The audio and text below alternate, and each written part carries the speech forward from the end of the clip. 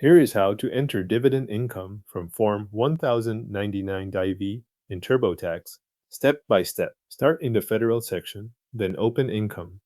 Scroll down until you reach Investments and Savings, where TurboTax groups forms like 1099B, 1099 INT, 1099 DIV, and 1099 DIE.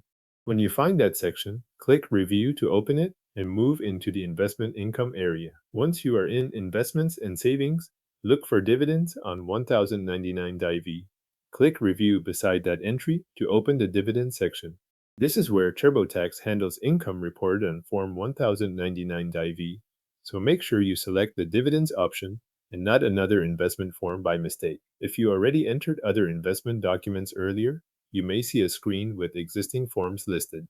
In that case, click Add Investments to add another form. This takes you to the screen where TurboTax begins the process for a new investment-related tax document. On the Let Us Find Your Account screen, you can search for your financial institution if you want to import the form directly. Enter the name of your institution and select it from the list if it appears. If you prefer to enter the information yourself, click Enter a different way to continue without importing. The next screen asks how you want to add your documents. Choose Type it in myself, then click Continue. This opens the manual entry path for your dividend form and moves you to the screen where you choose the type of investment form you are adding. On the screen titled OK, let us start with one investment type. Select Dividends 1099 DIV and then click Continue. This tells TurboTax that the information you are about to enter comes from a dividend statement rather than interest or sales activity. Now enter the details from your Form 1099 DIV. Type in the payer name exactly as shown on the form, but do not include any personal account details beyond what TurboTax requests. If the return includes more than one person, choose who the form belongs to when that option appears. Then enter the amounts from the boxes on your form.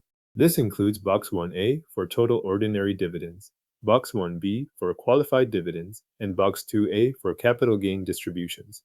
If your form includes other boxes with amounts or tax information that apply, enter those in the matching fields as you go.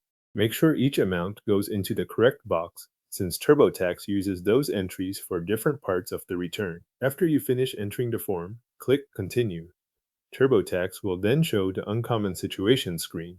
Review the listed situations and, if none of them apply to your 1099 DIV, select None of these apply. Then click Continue to move past that section. Your Form 1099 DIV dividend income is now entered in TurboTax.